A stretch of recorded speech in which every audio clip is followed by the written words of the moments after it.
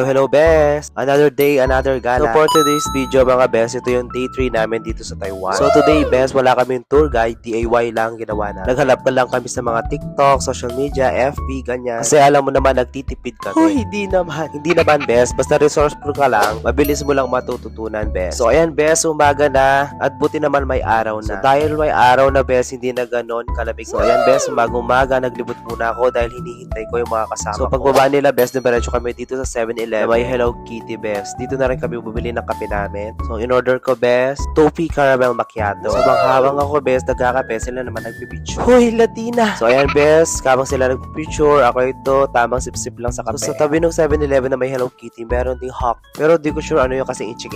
So naglakad na kami best, humanap na kami na pwede kaming mag-breakfast. So dahil sa kabilang kanto lang ito best, doon kami kumain doon sa Fu Hong beef noodles. Sabi nila best, masarap daw dito dahil yung noodles nila dito is handmade or freshly made. So sila talaga ang gumagawa ng noodles nila. Dahil ako best, hindi talaga ako pwede sa baka. Small lang ang in-order ko best, sila large ang in-order nila. Masarap naman best. Pero sa totoo lang best, para sa akin ha, opinion ko lang to. Okay naman siya pero yung hindi mo siya babalikan. Walang wow factor, parang gano'n, sakto lang. Anyway best, nag-taxi kami ngayon dahil pumunta kami sa Taipei 101. Yung pinakamataas na building. Tapos yung may pinakamabilis na elevator daw sa buong mundo. Pero hindi naman namin tinry kasi medyo mahal nga yun. Nag-mall na lang. Pero best, nung pagpasok ko sa mall, parang sinampal lang ako ng katotohanan. Nahampas na naman ako ng kahirapan. Best, puro luxury dito. Try pa nga ako na kumuha ng isa dyan sa Tiffany & Company. Baka pwede kasing isang labi. Uy, di ka magnanaka. Dahil nahihina nga kami, naghanap nga kami ng CR ng bayaw ko. Pero best, ang ganda ng CR dito, pang hotel. Ba talaga sa ibang bansa? Anyway, dahil di nga kami nasarapan doon sa kape namin kanina, doon sa 7-Eleven na may Hello Kitty, nag-Starbucks na lang kami dito sa Breeze Mall. Tapat lang nito yung Taipei 101, best. Pero sobrang lakas ng hangin dito, best. Ang lamig, kaya pala tinatawag na Breeze Mall. So, ayun, best, naglakad-lakad na lang, naglibot-libot. Tapos may tinuruan pa akong bata dito. Turuan ko siya kung paano magbasa, best.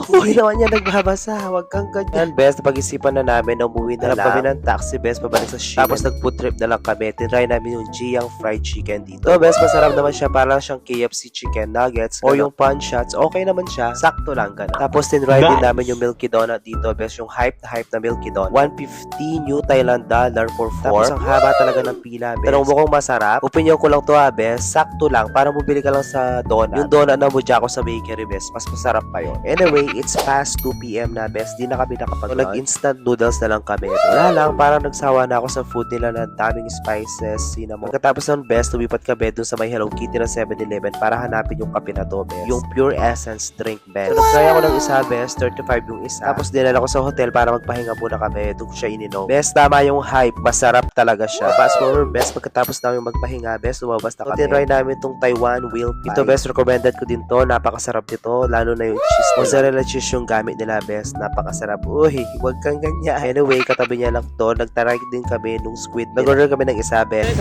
Hindi ko alam kung nadidig mo, best, pero pinatry ko sa kanya yung okay na to ni Mami Grace. Uy, hanggang dito sa Taiwan ba? Tapos, bumili din kami ng prutas dito, best, yung echo. Para siyang mansanas na peras, pero napakasarap. So, ayan, best, dito sa Shiman din yan center. Marami dito night market, pero hindi na kami bumili dyan dahil daming nakapila. Pero ito, best, marirecommend ko talaga itong pork bun nila dito. Napaka 100, 4-5, tapos plus 1. Sorry, best, hindi ko nakuha kung ano yung name ng store nila, best, pero katabi to nung Milky Donut. Siyempre, best, makakalimutan ba natin ang Moma milk tea nila, yung Singfok, tsaka yung Xiaolong Bao nila. Yan, best, napakasarap talaga. So far, best, ito naman yung mga food na gusto ko dito sa Taiwan. Lalo na yung boba milk tea nila, best, napakasarap. So hanggang dito lang mga best. Sana sumaya ka, sana naaliw ka. Bye-bye!